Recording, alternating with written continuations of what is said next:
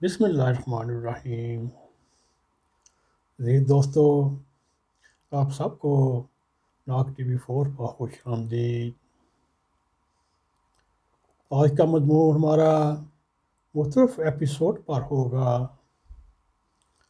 ہم آپ کو جو اس وقت نوجوان نسل ہے ان کو یہ بتانے کی کوشش کریں گے کہ پاکستان بننے کے بعد مسئلہ ختم نبوت کب اٹھا۔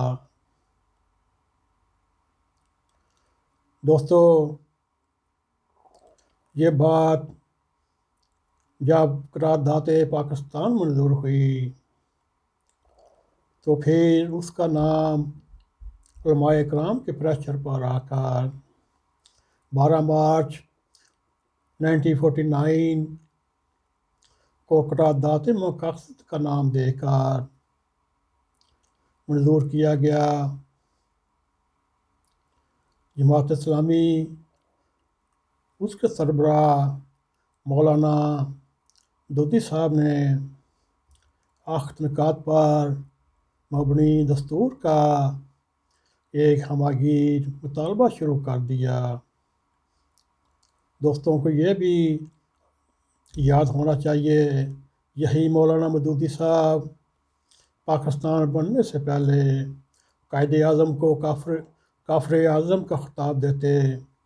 کبھی وہ اللہ کا شکر ادا کرتے کہ انہوں نے پاکستان کی پے تک کا حصہ نہیں ڈالا، مگر جب پاکستان بن گیا اور محافظت کرتے ہوئے بھی انہوں نے پاکستان آنا گوارا کیا، اور ان کو پتہ تھا پنجاب کی قوم نہایت ہی جاہل قوم تھی اس وقت، اور بے بسی کا عالم تھا نئے پاکستان میں۔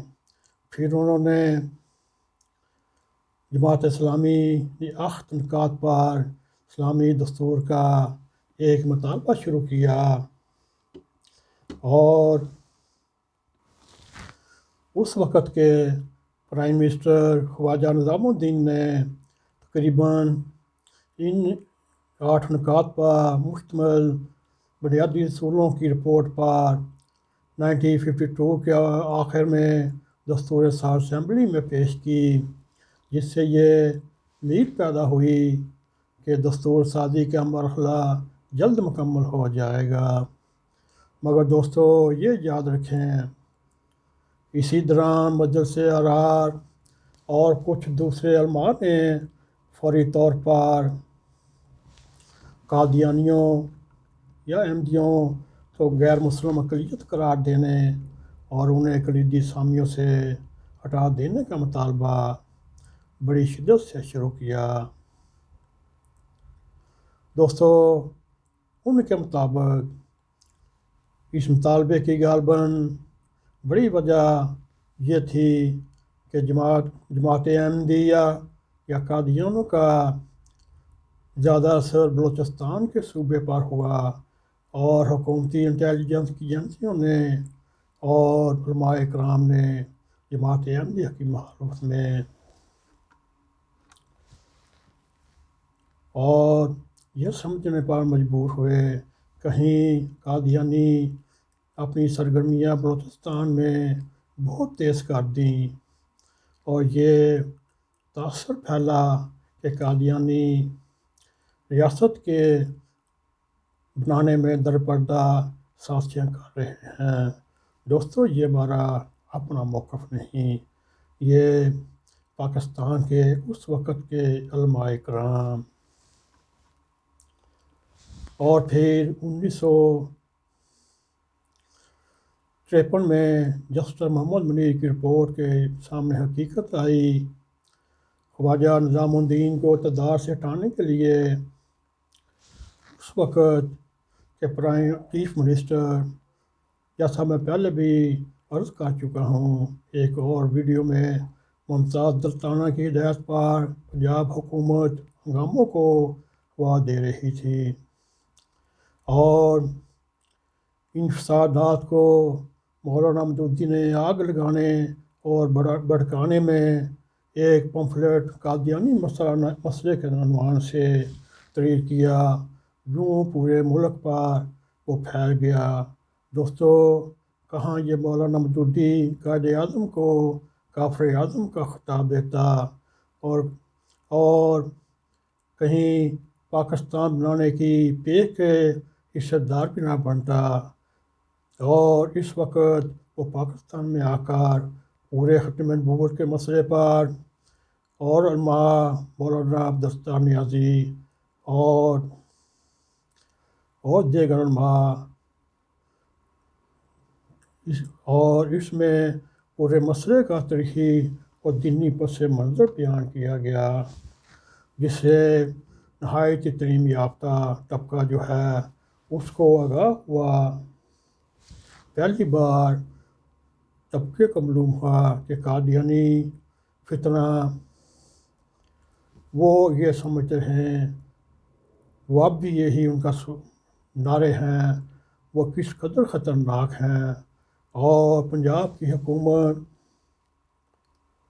حکومت نے اور جلد پر آگ لگانے میں علماء کی آتش بار تقریروں نے ملک بھر میں ہنگامے پھوٹ پڑے، اور جب لاہور کے حالات قابو سے باہر ہوئے تب لاہور کارپوریشن کے حدود میں اس وقت کے جی او سی جنرل اعظم خان کی سربراہی میں مارشل لا لگا دیا گیا، اور 228 مارچ 1953 میں مولانا مودودی اور دیگر علماء کو گرفتار کر کے سینٹرل جیل لاہور میں سی کلاس میں بند کر دیا۔ دوستو، یہ جو ویڈیو ہے یہ میرا اپنا حاصل مطالعہ ہے، اگر کسی کے ساتھ مضمون مل جائے وہ بس،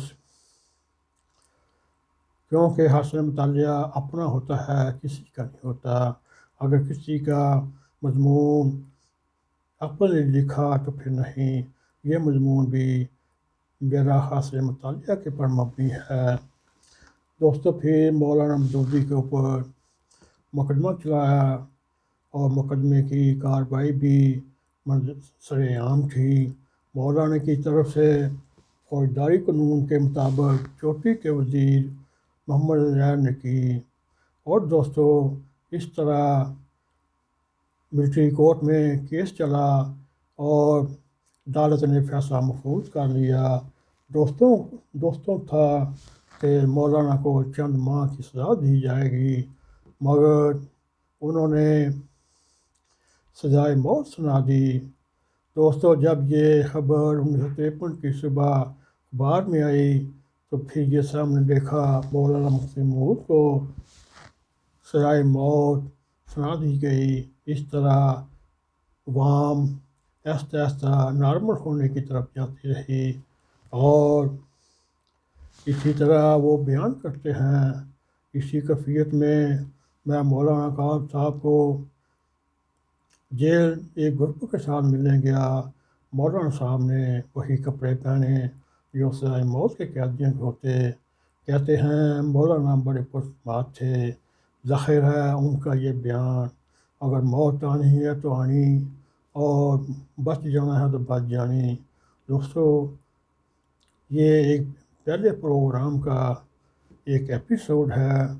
دوستو، اس میں اور بھی بڑے واقعات ہیں۔